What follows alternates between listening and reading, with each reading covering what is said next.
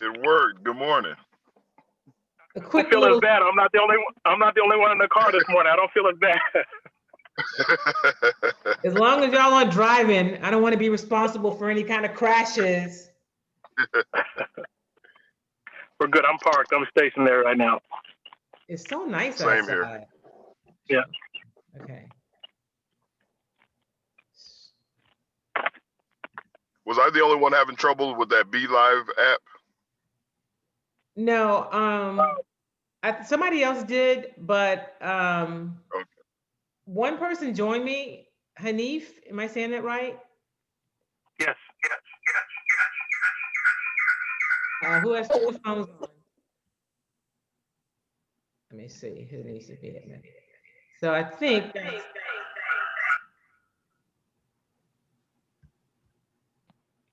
There's a bit of an echo. I'm not sure if you guys are getting that as well. I saw that. I think I that am. was Yvonne.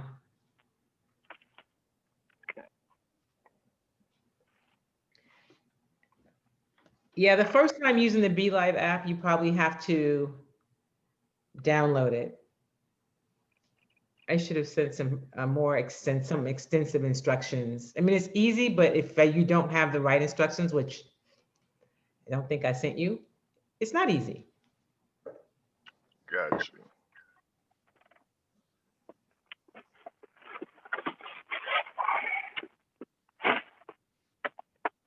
So while we're waiting, any initial thoughts about the Rockets' new head coach? For basketball, to me, it's more about the general manager than the coach. If you could bring in the superstars, then you have a chance. And I hate that because I'm all about team, and you don't need to have the number one overall pick to get it. But it just seems like if you don't have two superstars, you don't have a chance. Yeah, I'm really curious. I think it'll be interesting to see how this plays out. So Raphael, who was already a part of the organization that Tillman, promoted, here's Hanif coming, to be general manager. I just think the general manager of this particular team is really kind of handcuffed in terms of no draft picks, in terms of where they are at the salary cap, and also the fact that Tillman does not want to get deep into the luxury tax. So I don't know how you really make any improvements to this roster without trading one of your big guys, but they said they don't want to do. So I'll be curious when we get a chance to meet with Steven. Is he committed to small ball? Because that's the roster. I mean, that's the personnel they have. What do you do to remake this team? Good question. All right, honey, I will turn it over to you. Okay. So yeah, that's a great question. We can start right there with the Houston Rockets. There's a lot of transitioning that's going on with the Houston Rockets organization. We know that they're fresh off coming out of the bubble. They made it to the second round once again. But there's a lot of new faces in the front office. We have a new general manager and Raphael Stone. We have a new coach and Steven Silas. So there's a lot going on with the Houston Rockets, and it's going to be a challenge trying to really get their roster built around James Harden and Russell Westbrook. So, Indy or Kim, if you want to kind of answer that question, what is the Rockets looking like going forward? You know what? I don't know what they're gonna do, but my thought is, with everything that happened, and it's not an excuse, it's reality with the pandemic. And I felt like if Russell Westbrook wasn't injured or wasn't sick, he wasn't himself. Let's be real. When you watch those last few games, he wasn't himself. So my point is, you figure out a way to keep James Harden, to keep Russell Westbrook. And if you can't afford Covington, if you can't afford Gordon, if you can't afford some of the pieces around, that's where I expect a good general manager to add those Austin River type pieces that aren't going to hurt your cap, but they're going to be great complements to your two stars. So for me, if they can afford it, you have to continue the future with Russell Westbrook and James Harden. When you start trying to sell off one of those two guys, then you're pretty much tanking until you can get another big name player on the roster.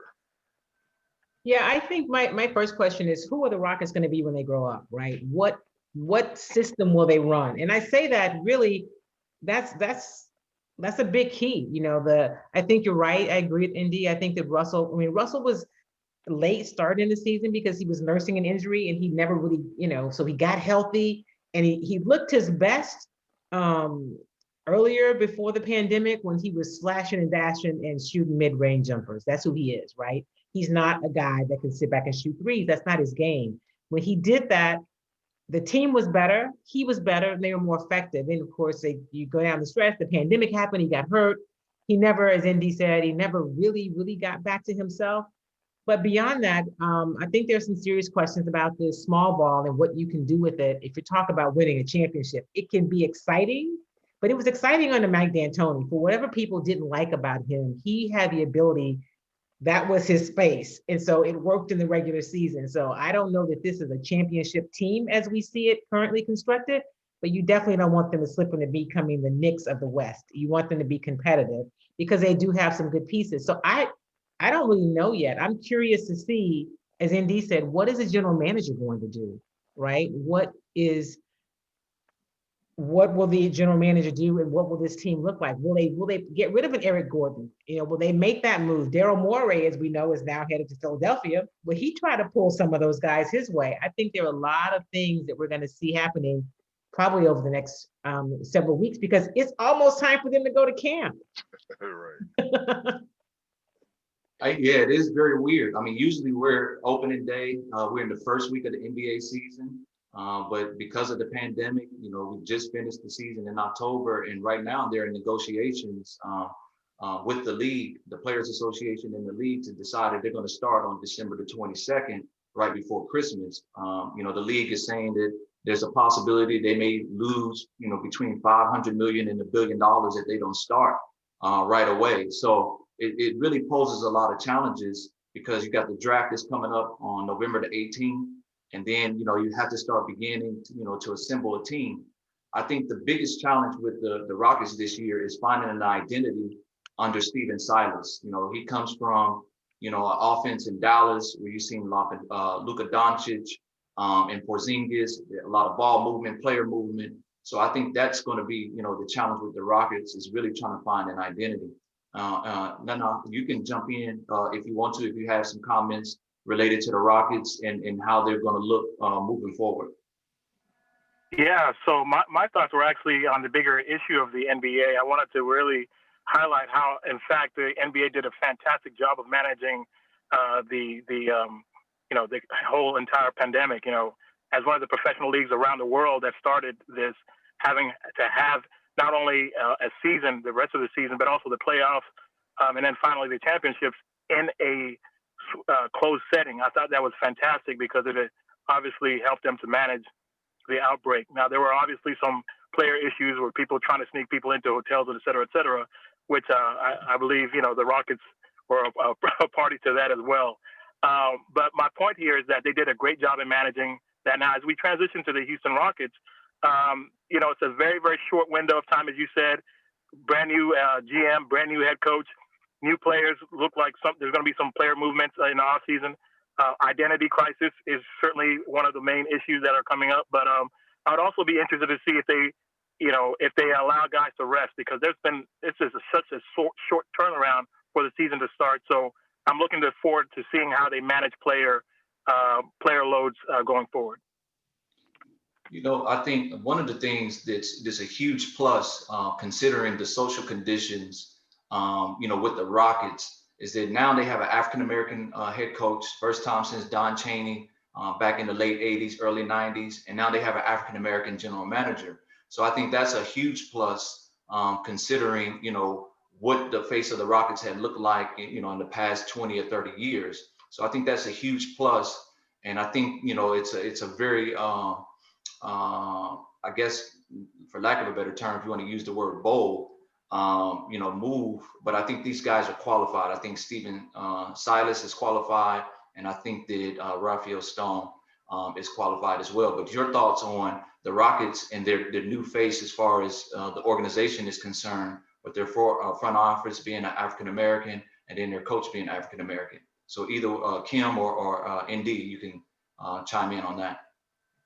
Well, let me say this, and this is no slight to either of them. I mean, Raphael's been in the organization for a while, so, but I think Stephen Silas he comes from a long, rich history of basketball in terms of where he's been an assistant coach with the Mavericks and the Hornets and Golden State, and his father being Paul Silas. So he's a basketball guy. But I think I'd be remiss if I didn't say I believe that some of the decisions were probably guided by finances with Tillman Fertitta right now. His industry, his wealth is in the hospitality industry, which has taken a huge hit under COVID. And so I don't know that Stephen Silas would have been a guy that he would have been a top choice.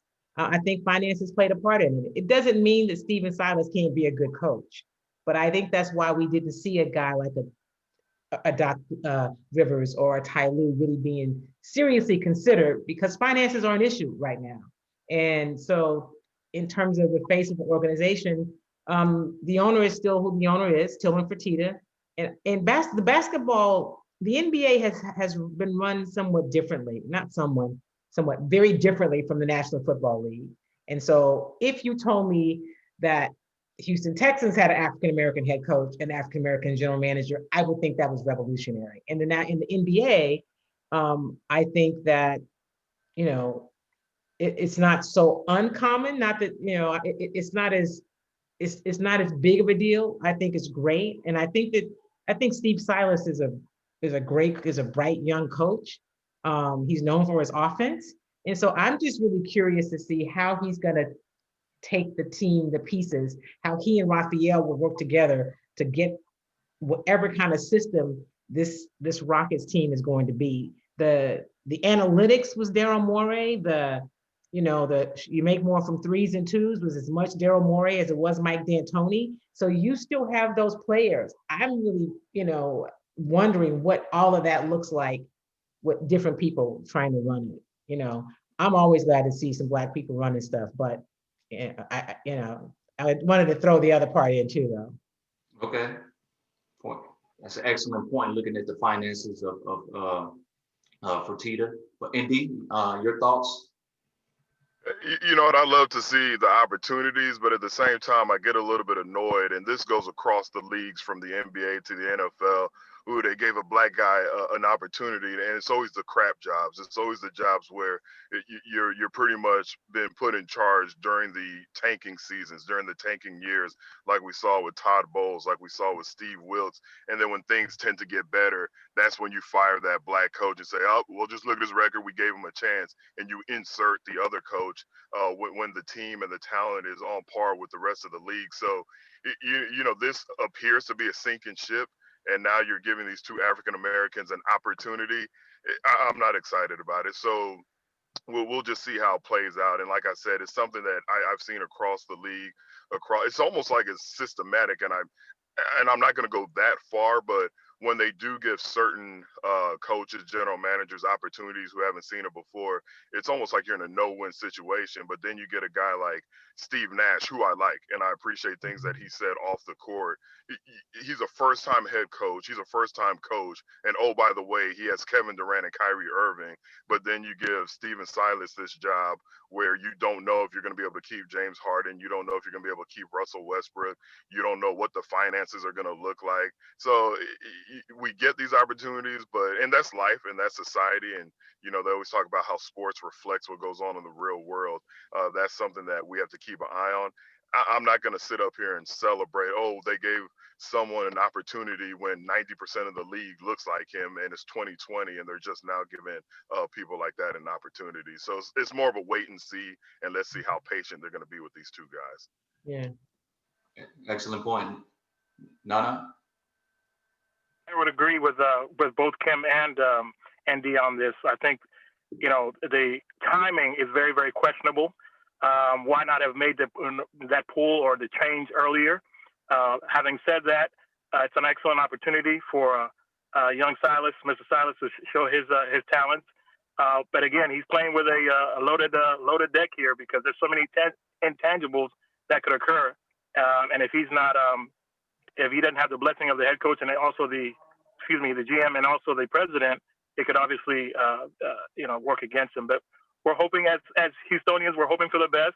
We're hoping that things do go well, that Russ is able to stay, that that James Harden is also able to stay, and then other players, support staff are able to come in and join them. And so we're looking forward to the season. But I'm really concerned from not just for the Rockets, but the entire league in terms of how these players are supposed to turn around and play again another season. For me, it's really questionable. This is the time. I would think that you would bring in a lot more of the reserve players to play, especially at the beginning part of the season. But again, it's not my call. We'll see how that plays out in terms of the injury, because it's a lot of basketball to be played in such a short time, and a long season at that as well. Let me add one thing. When Nana talks about the season, one of the things that the NBA has also been talking about is that they don't want to have to play in a bubble again, and they want to be able to have their fans present. And the discussion is, should we wait till we can have fans? Well, I don't think that's going to be in December. So, I mean, I think the December 22nd start date is, on the table, but I don't think that they can have all of it. Like, I don't know that the country's going to be opened up, especially now that we are the pandemic is, the numbers are on a rise, right? And we're at November. So I don't know that even is a realistic start date, if in fact they say we don't want to do the bubble again, and we don't want to open up until fans can be actually in the building. So I think there's so much uncertainty, as there is everywhere, around the NBA in terms of what that looks like. And are they waiting for fans? If so, I think we're going to be looking into 2021 in terms of when they start the season. But there's so many unanswered questions. So, ND, I know you have a tight schedule this morning, and I know we've been discussing the Rockets, and I know the Texans is more where your heart and soul is. But did you have any overall comments before you had to leave? First of all, congrats to y'all for doing this, and we need to do more of this. It's a shame, and I'm kind of stepping away from the sports and talking about just the sports talk industry, that we have so many bright voices. This is the first time I had a chance to be with you. Kim and I have been able to do some things together, and we're in the 4th largest city in America, and I think there's only one brother and no sisters who are on full time. The guy, and I forget his name, so shame on me. He's on 610 with Clint Sterner. He's a new kid out of Kansas City. Oh, yeah. But there's Ron the Show or something. But he's the only full-time guy in this city, if I'm not mistaken. And it's a shame because there are so many voices. But I would encourage y'all to let y'all's listeners know, the people who follow y'all, it's all about money. It's all about advertising dollars. If we could get so many black people call my show, you can tell that they're us. But for whatever reason, the industry doesn't respect them as far as spending money with their advertisers. If we can somehow prove that, then I think more brothers would get and sisters would get opportunities. There's no reason why the late, great Max Edison, who I thought was the best on air, should not have been a full-time radio host on air somewhere here in Houston, with what he brings, with his knowledge, with the way he was able to discuss from baseball to football to basketball. And the fact that the only time I heard him on air was when he was doing me a favor as a guest.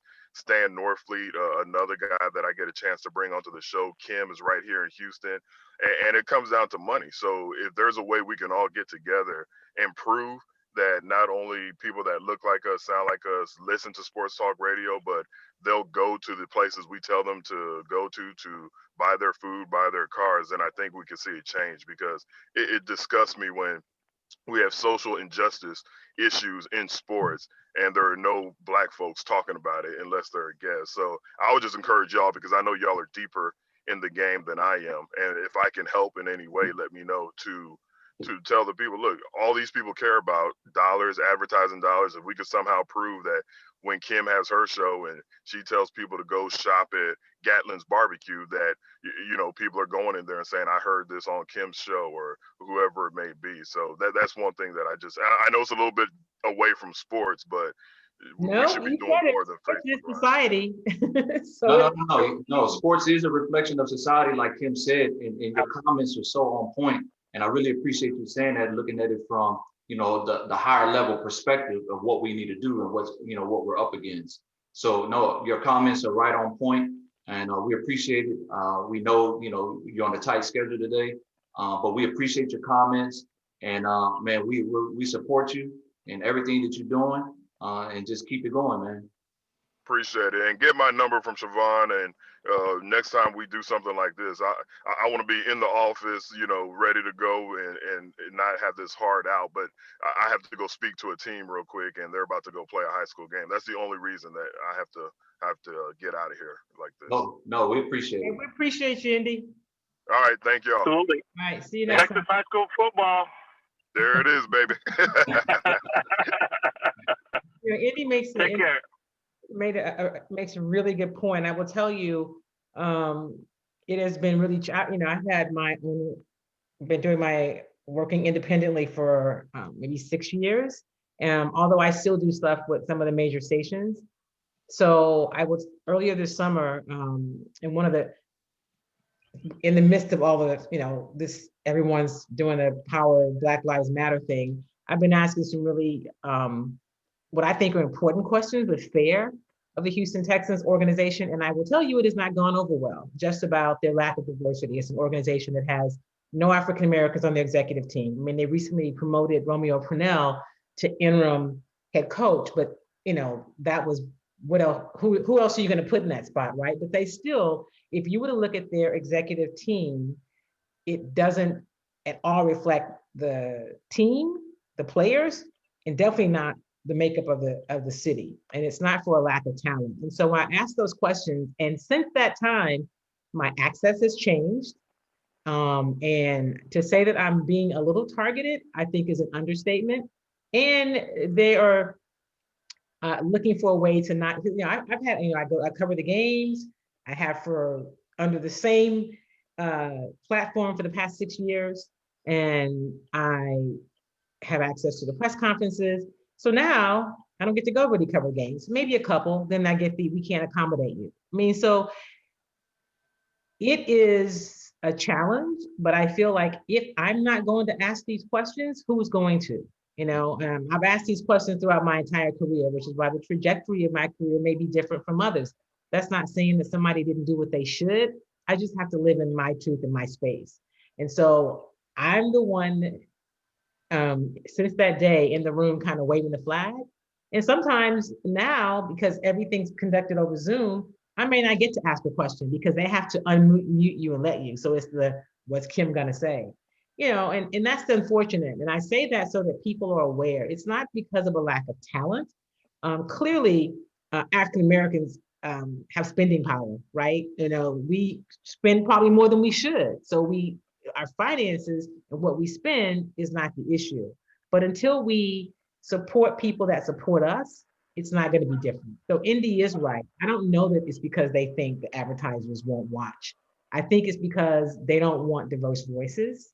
They don't want to be equitable and inclusive.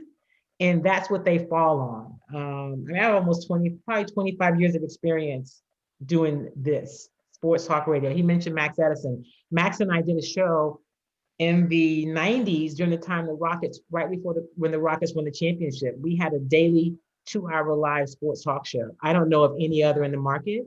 And other than a woman that was probably deceased before some of you are born, Anita Martini, who was a long time sports talk voice in this market. She was the first woman to go into a locker room. People think I was the first. I was not the first in this market. It was Anita Martini. Not that that's some big fun thing to do. I wish I could do my job someplace else. But this market, I will tell you, I think is less diverse today than it was when I started 25 years ago. And I think that's something that's understand. So Nana, you want to add to anything that Kim or Indy has said?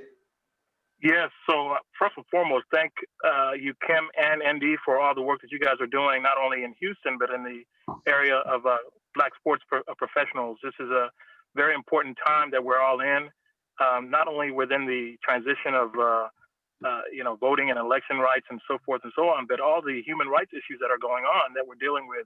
Diversity and inclusion is such a huge topic on everyone's agenda, from all the corporate bodies to all the institutions, academic institutions of higher learning. So this is a very important topic, and I'm glad that you're helping to champion that particular discussion. Even though I know sometimes it can feel like you're on your own, there are those of us that are in the background that are certainly praying and pulling for you and supporting you.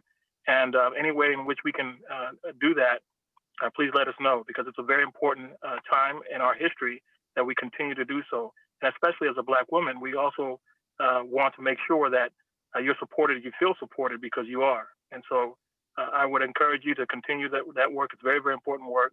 And we're very proud of sisters like yourself that are taking the stance in this such a male-dominated and chauvinistic industry.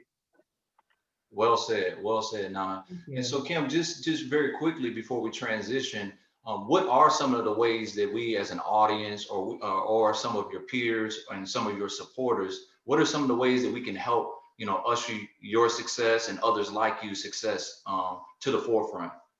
Well, I think it's really helping to continue to build a community, follow the shows, be a part of, I call it my tribe, people look at numbers. And I've had some corporate support. There's some people who say, I like what you're talking about.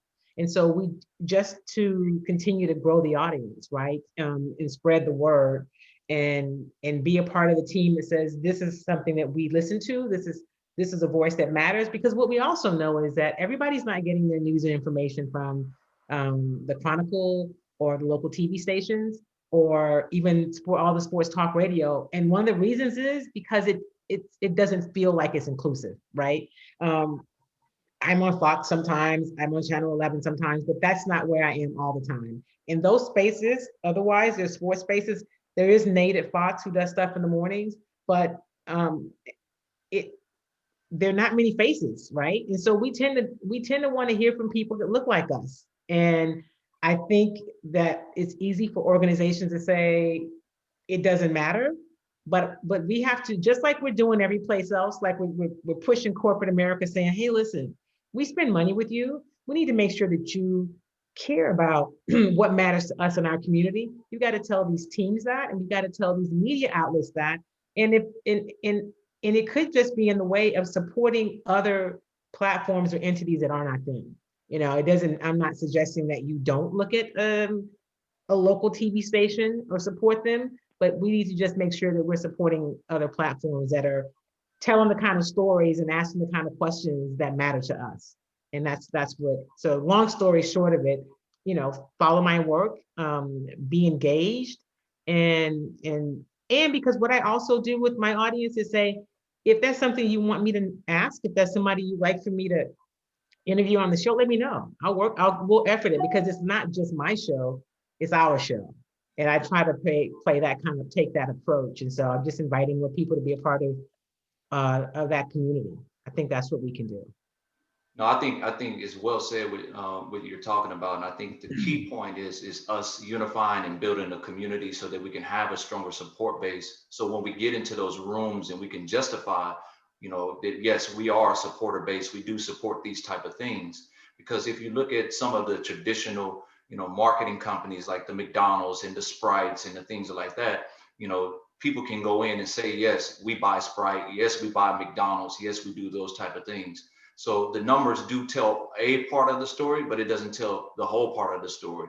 So we have to begin to build bridges amongst each other, support each other more, and then be more of a community and more unified when we go into those different spaces. So I want to transition kind of what we're talking about, and that's us supporting our own. And this is in Nana's wheelhouse when we're talking about HBCUs and how the landscape is changing there. One, you have Makir Makur, who decided that he's going to go and take his talents to Howard University, and he's standing up and taking a stand in that regard. We'll see if other people will follow. And then you also have primetime Deion Sanders, now the head coach at Jackson State University. So Nana, I'm gonna let you kick this part of the show out and talk about how things are moving in the direction of HBCUs, and we're now starting to support our own in that regard. No, this is a great topic to have this morning, and I think the excitement not only with the young Marker going to Howard, committing to Howard University to play his basketball there, and then also with Jackson State welcoming Deion Sanders as the new football coach. which is also big news for the SWAC. But I want to step back a little bit and talk about the history of the HBCUs and how they've been so instrumental, not only within the professional sports, specifically football and basketball over the years. And that's something that we've sort of moved away from, over the last, 40, 50 years, maybe even longer. This is an important distinction, because when you look at this sort of resurgence, it's always been there. HBCUs were created in part because of the lack of inclusion, right, and into these spaces. And so now that it's sort of like it's the new thing, it's really not the new thing. It's something that we've always had. But I get it. I get the excitement and the nuances that come with it. I'm very excited specifically for the SWAC in a lot of instances because of what Dion is bringing to the table. I'm excited because Dion is a brand himself, having played both football and baseball, and at such a high level, former Super Bowl winner for 2 different teams, and also a Hall of Famer. But he's also been very active. A lot of people may not know in the Texas high school football scene. He's had sons that obviously played here in the state of Texas, and one that I think is committed to the University of, Florida Atlantic University, who plays quarterback. So the interesting thing about is all within the timing, that we're talking about diversity and inclusion, that we're talking about, the resurgence of HBCU sports, and the big announcement that came out over the past several weeks. And in grand style too, Dion, being typical of Dion, comes out and has the whole band and the hoopla and it's just a great showcase. Now I want to talk a little bit about what Dion brings to the table in terms of not just showmanship, but also, again, quality in terms of the brand and the exposure. I don't know exactly the backstory of how it developed into Jackson State, or what his previous relationship at Jackson State is, but I thought it was interesting because he actually finished up his degree at Tougaloo College, which is also in Mississippi, in the Delta area. And then it was announced a few weeks later that he was going to be the head coach at Jackson State. This obviously, it's also coming on with FAMU and Bethune-Cookman joining. The backstory is that SWAC added 2 new entrants to the conference, 2 big time entrants at that, not just any old. But FAMU comes up from the MEAC, which is more so affiliated with schools such as Howard and Hampton and so forth and so on. Different area, and they've always believed that SWAC was a better fit for them. And so this is a great fit, we think, in terms of the culture of HBCUs, with the band, the fanfare that comes with it, the halftime shows. This is a very exciting time. Unfortunately, because of COVID, the seasons have had to adjust a little bit. So without getting ahead of myself, we're getting really, really amped for an exciting football season, which starts this year in the spring as opposed to the fall, which may have worked out in the favor of a lot of HBCU sports. So the recruiting season has also been affected by that. And so, we're looking forward to all the stories that are coming out of it and following the progress. There's also some challenges that are going to come with that, of course, because Dion being in Mississippi, where you have Ole Miss and then also powerhouses such as Mississippi State, we anticipate that there's probably going to be some recruiting issues and fights going back and forth. So it'll be interesting to see how Jackson State prepares for that and handles that going forward. But certainly all eyes are on Jackson State and Deion Sanders at this time, and that's all exciting for anyone who's a SWAC football or HBCU football fan. Kim? So I'm excited that HBCUs are getting some of this publicity. So I am a Texas A&M graduate, but my parents went to TSU. My father, who's deceased now, actually played on TSU's first football team. So I always claim a little bit of TSU. I think that one of the things that we all have to do, that we can also do in this regard too, is we know that if we just look at the school here, Texas Southern University, it doesn't have the same resources as other schools in the market, right? And so how can we be supportive in helping them tell their story? Because it's really going to require this whole community-wide effort, right? If we want to see HBCUs be able to compete for some of the top players, we've got to make it a little easier for them to decide to come. I would cover TSU on my show, and I would say, listen, TSU alumni, you got to go out to these games. You can't expect these young men and young women, if you're talking about, basketball, to go to an arena when they get more fans come watch them in high school. You've got to help them make it easier for them to come and know that they're going to be supported. You're not going to be playing in front of 200 people and competing, right? So while you may not have the same money as Texas A&M, right? I understand that, from an endowment and just riches in terms of TV contracts. It's a different situation financially, but what you can sell is the experience. And that's what we have to help them do, is to sell the experience of these young people who are now deciding, you know what, in some cases, I want to go to a place that appreciates me for me. Doesn't say that when I want to stand up and say my Black life matters, that there's alumni or boosters who are bothered by that, because they don't care about you as a person. They care about you as a commodity and what you can do for their entertainment and their bottom line. And people are making decisions based along those lines. So how can we be supportive and tell and make a commitment to tell stories, right? So maybe TSU doesn't make it as easy to tell their story as maybe Texas A&M does. But then the onus should be on us, if we care about our community, to let me call over and say, what do you guys have going on?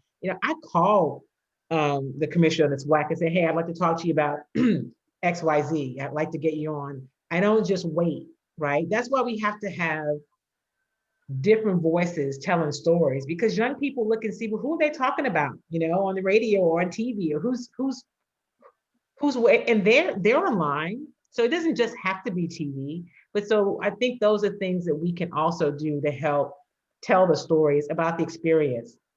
And if you're an alum of one of these schools, be involved with your association, because you want to be able to help them move the messages forward so that they can attract some young people who are saying, yeah, there's a lot of money there, but maybe I'd be second or third string there, but I can come here and start and be impactful. And I think those are some things that it's going to be a process. It's exciting when I see, a young, top highly recruited athlete decide, yeah, I'm going to Howard. I'm going to play baseball at TSU, whatever the case may be. I think that's exciting to me. And however we can support that effort and encourage it is good. What we have to stop doing is talk about how, oh my God, at Black schools, this is so hard. Like I said, I didn't graduate from an HBCU, but those messages bother me. And I'm always suggesting to people who look like me to stop doing that. Stop doing that. And if you're not a part of the solution, then you may be a part of the problem. How can you be helpful? And so that's my kind of charge to people. Find out something you can do to be helpful and do that. Don't be negative about, what somebody's given up, because it was a time that's the only choice you had. And I'll say this, was it in the draft of 2019, the Texans took Hyde Howard as a first-round pick, offensive lineman out of SWAC. And that was one of the people who writes about football for a living for a major, what you would call a major publication, who didn't know what the SWAC was. And I said, I mean, you think about the rich history. How can you cover football and not know the history of SWAC as it relates to even just the National Football League, right? There's a few guys that have come through that way. So we just have to know the history, make sure the young people know the history, and keep telling the stories. So, Nana, do you think that Deion can have the type of impact that the late great Eddie Robinson had at Grambling State, or do you think it's going to, take some other resources? Because I know right now that COVID-19 it has a huge impact. But the flash and the flair that Deion has, I know that it can attract some young people. But Eddie Robinson kind of set the standard. He set the bar pretty high. So what do you think? As far as the future of Deion at Jackson State?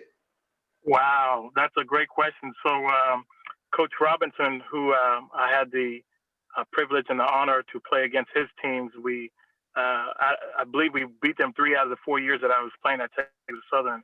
And so you bring back memories of such a Hall of Fame coach, one of the all-time winningest coaches in all of college football, not just in HBCU football, but all of college football. With that being said, Two totally different contrasts here. You know, Coach Robinson was at Grambling for over, I believe, 50 years.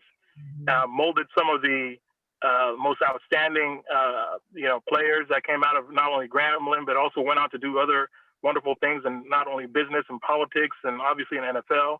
And so, such a strong legacy that he left behind. So, it's tough to compare what Deion's coaching career will look like or will be like in the future.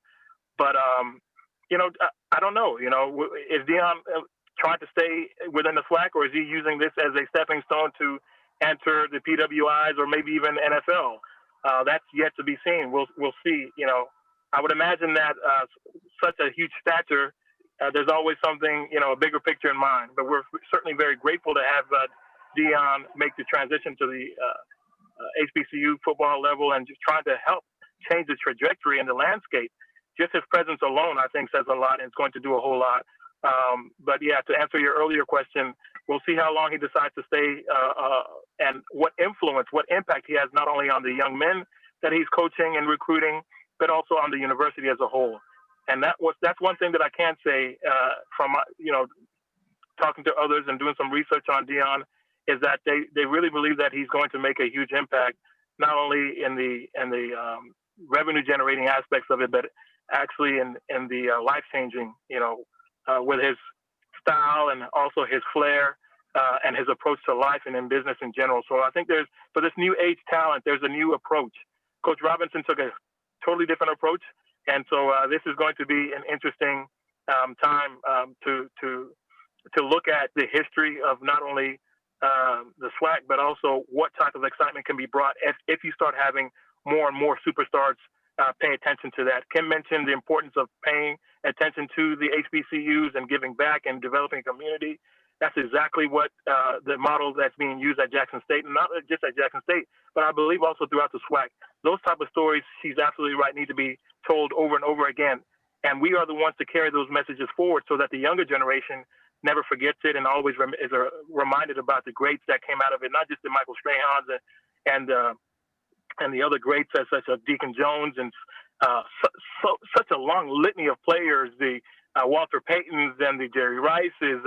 We're talking about some of the all-time best players ever here. And this is such a history that I think a lot of players don't know about. And so how do we educate them? A couple of years ago, I think 2 years ago, TSU had the SWAC Hall of Fame that came through.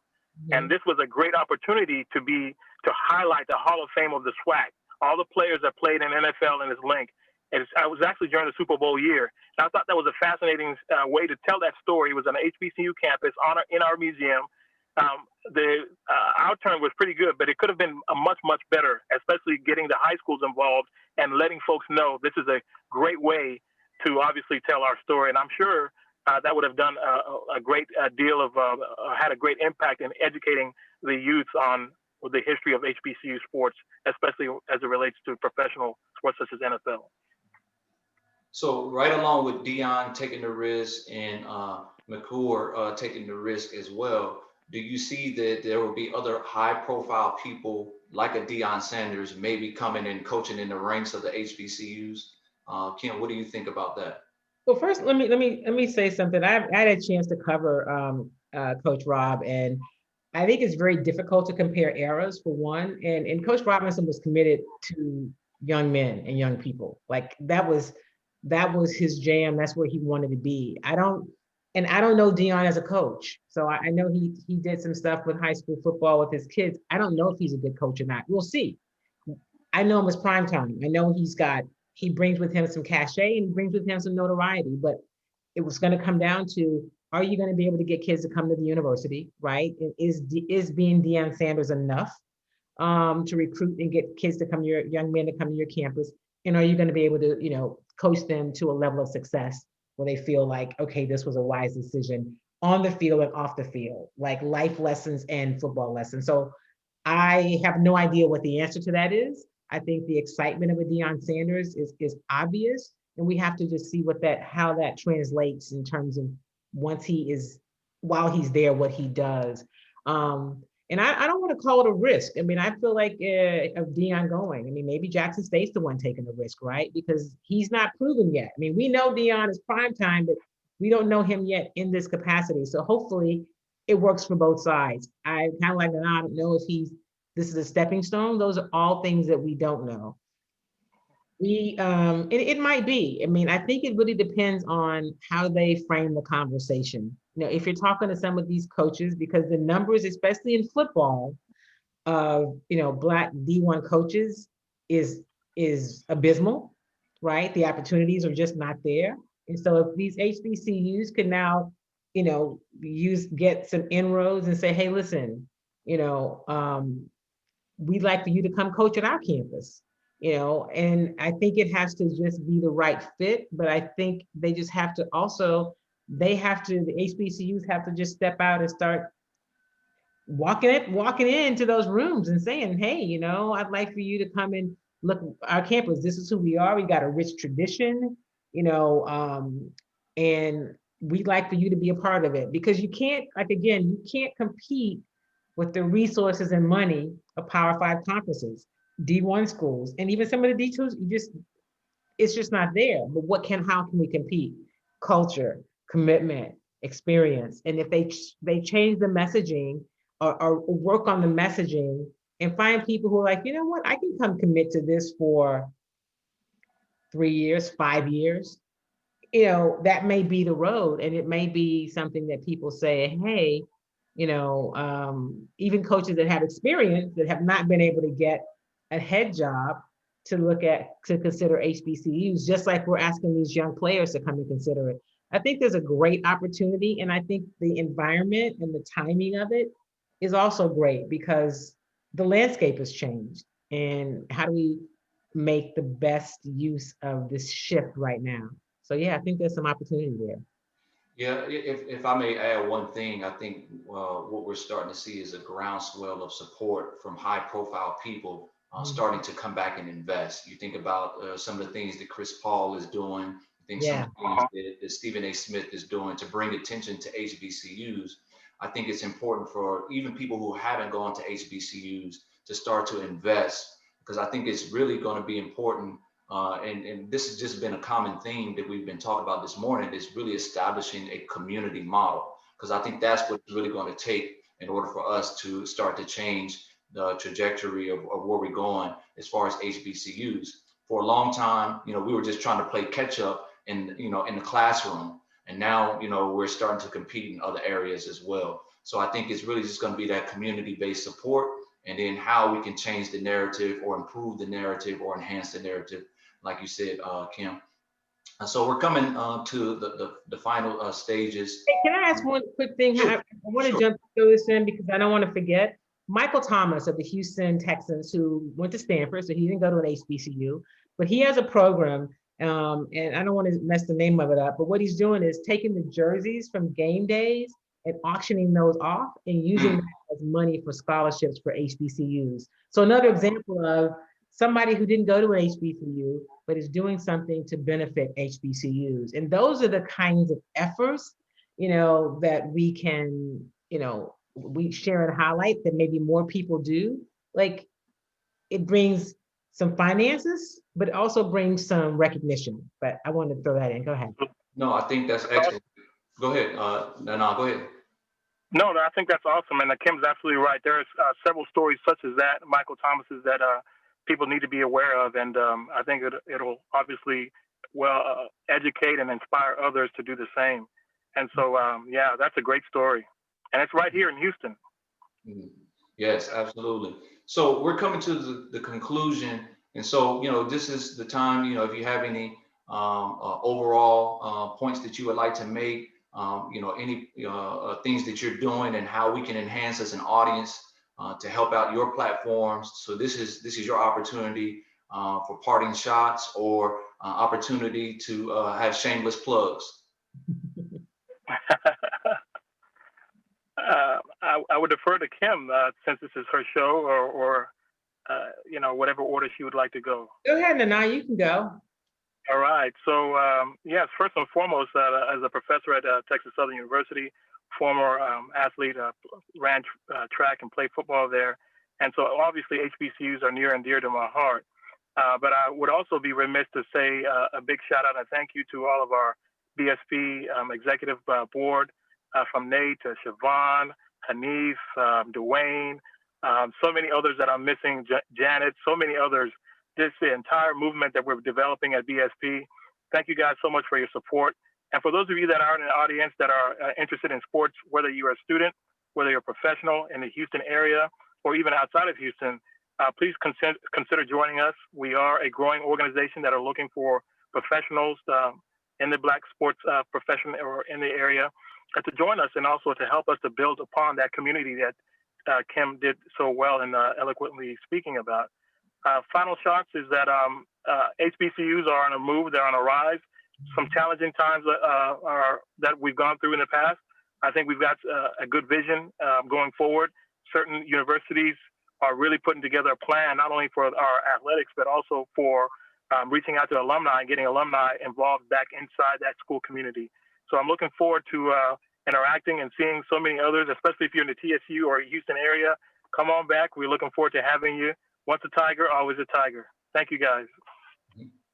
Well, first of all, thank you guys for including me in your platform this morning, right? I'm always, glad to, meet some new people and work with them. So I'm really glad that you guys reached out and said, hey, can you be a part of our panel? So thank you for sharing your panel with me this morning. I'm glad to be here. I want to say this too, if you're in Houston, early voting is ended, but election day is Tuesday. If you have not voted, make a plan, right? Decide, and plan for a long line. There may not be, we don't know, but don't let a line deter you from doing something that's oh so important, right? Because all of these things we're talking about will be enhanced by what we do by exercising our right to vote. And so I just encourage you to definitely vote on Tuesday. Do not be deterred. And in terms of me, I just, ask if you, my show's called Chalk Talk. It's every Tuesday at 11 a.m. and it's live on Facebook and on YouTube. And if you will follow me as well, you can follow me on Twitter. I'm really active there during live events. My Twitter handle is Kim Y. Davis. My Facebook page is Kim Davis, and my YouTube is Kim Davis. So it's pretty easy to find me. And I just, would ask you to be a part of my tribe and help me continue to build this community. And I say community because that's what I feel like my show is. I mean, it's a show just like, it's interesting because I've been doing a virtual live streaming show before the pandemic. So before it was a thing. So my ask is that you follow me on my platforms and follow the show and let me hear from you.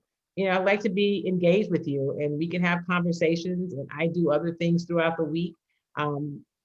Sports is the main part of my platform, but I talk about culture and I talk about issues that matter because I think, as we said earlier, sports is a microcosm of society, and that's one of the things that I love about it. And you can't really talk about it in the vacuum. So just like we can't ask LeBron to shut up and dribble. I tell people don't ask me to just shut up and talk about what happens on the gridiron, because I have more breadth than that. And to support the HBCUs in your community. If you're an alum, I am not, but I support, I've supported in a number of ways. I think that's important because I'm a part of the community. And so it's important to me that HBCUs are successful. And so in ways that we can do that, find your thing you can do and be encouraging and supportive in that way. And obviously support this organization, because this is a great idea, and we can grow it and have conversations that are relevant and that are necessary, that can be impactful and help our communities and our schools. So thank you. Well, we'd like to thank you, Kim Davis. Nana, we'd like to thank you. Indeed, we know he had to leave. So we thank you all for taking time out of your Saturday morning to be a part of this panel. This is something that we're kicking off now, but we welcome those of you in the audience to help us as we move along in this process, to give us ideas, things that you want to hear, guests that you would like to see. I know, like Nana said, that we have a breadth of talent and resources with the Black Sports Professional. So if there's people that you would like to see on a national scale as well, to be a part of these type of conversations, please just give us your feedback, and we'll try to make that happen.